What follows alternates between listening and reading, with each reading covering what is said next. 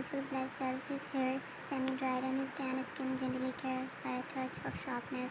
The man looked at the mirror with arrogant look and smiled proudly, a glimpse, a call of death to any hurt out there.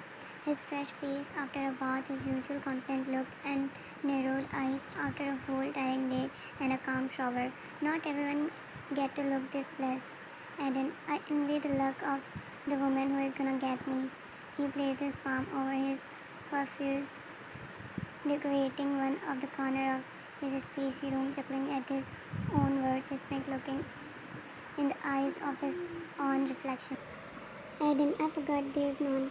From his forehead to the edge of his chin, beauty from the head to toe, the man was nothing but a home of self-love. Aiden, I pity them all so they can have a pinch of attention of mine. He picked up the moisturizer and gently pampered his face and slender hands, his long fingers and naturally manicured nails.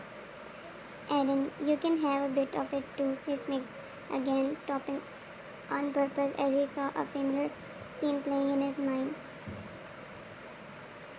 Alan Jones, his eyelids that was proudly up, bended a bit as the man lost trace of himself, just seeing a glimpse of her in his memory. She was just so close to him, in front of him, yet the distance was immeasurably far. He rolled his tongue, making a click sound, looking at his own eyes that met hers back then.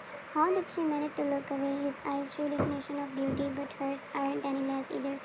Aiden, arrogance, no problem. There's always an attitude with beauty. Maybe it's the cost of it. Like everything, after all, nothing is free in this world. Aiden, just a matter of time. Alan Jones, he slapped his cheek gently before moving towards his bed, throwing his tired body, ending his day with her thoughts roaming in his mind. Scarlett, nice, your cooking skills has gotten better. She complimented the man, taking the bite of one of the many dishes placed on the table. Rowan, I'm working hard. After all, my opponent is a professional. He teases Aileen, who ignored him.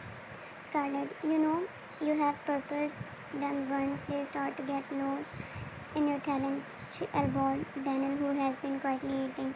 Then, yes, you surpassed me. The teasing smile on Scarlett's face turned ugly as she looked at Daniel dumbfounded. Scarlett, I was talking about her. She pointed towards Ellen with a spoon in her hands, and everyone looked at her.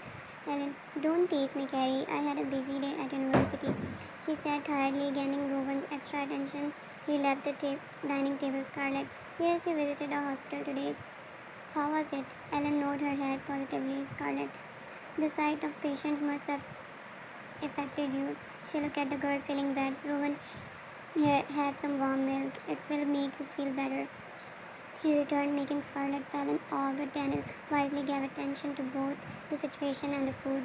Ellen, thank you, Rowan, he sat beside her again, letting her take small sips of milk.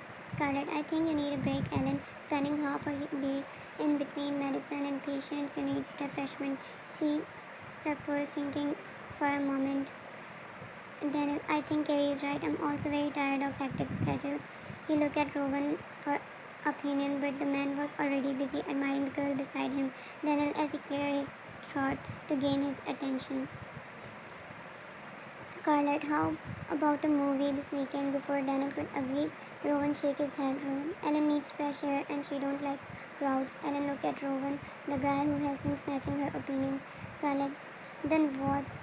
What do you suggest? Scarlett didn't felt excitement anymore as her plans was already rejected. Rowan, a picnic. I know few good spots and they are not very far from here. Scarlett looked at Daniel, who has been eating, felt nervous as he was suddenly surrounded by many eyes. Daniel, I'm good with both. Gary looked at him, done the way Daniel escaped from the situation but pushed all of the mess on them. Ellen, I'm okay with both too. Another look of disappointment was passed to Ellen, which she chuckled. Rowan, then it will be another hectic day. He crossed his arm over his chest, but Carrie rolled her eyes. Scarlett, it's refreshing, not tiring, she said, soon filled with excitement. Rowan looked at the girl beside him. Rowan, how are you feeling now? He asked gently, holding her hand, which was placed on the table. Ellen, I'm good. She smiled to Rowan, looking at their hands connected together, but this time he didn't free it but held it more tightly. Ellen gulped, sipping the milk quietly, while Denning was busy getting to know the chemistry between them. Aiden, for the first time in his life, is waiting for someone, and ironically, it's the same person of all these three times. Aiden, she better come early. He on sleep deprived him.